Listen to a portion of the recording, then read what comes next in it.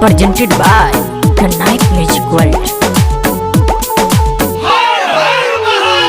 जलवा महादेव हर हर के झेलम में गाजा भर भर के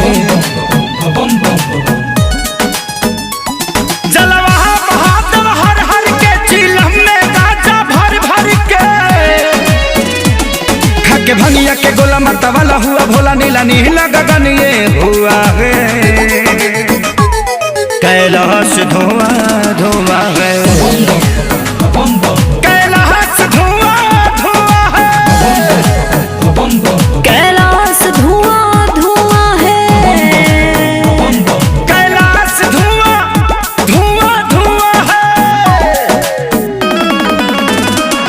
कैलाश धुआं धुआं है।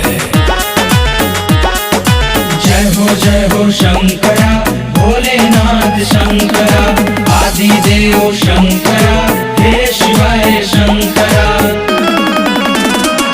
कैलाश धुआं धुआं है कैलाश धुआं धुआं धुआं धुआं धुआं है।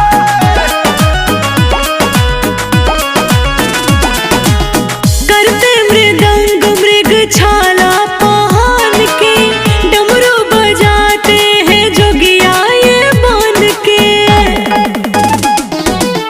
करते मृदंग मृग छाला पहन के डमरू बजाते हैं जोगिया ये मान के। जाता में रखते हैं भोला गंगा को अपने बांध के सर पे अपने सजाए हैं सान के। ये तो है विषधर शिव शंभु त्रिपुरारी विष पी गए भर भर कुआं है।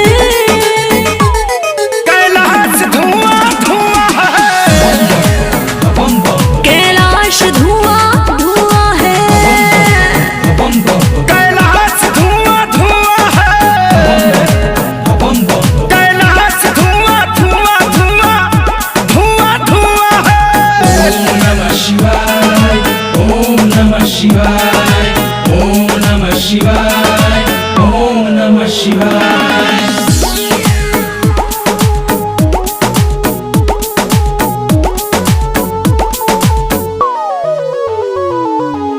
ये है कैलाशपति दुनिया के राजा रहते हैं मस्त पी के भंगिया गांजा।